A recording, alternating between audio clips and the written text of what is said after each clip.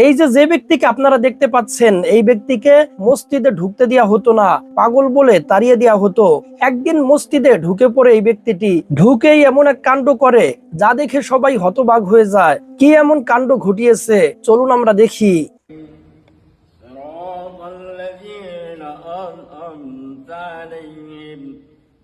غير المغضوب عليهم ولا الضالين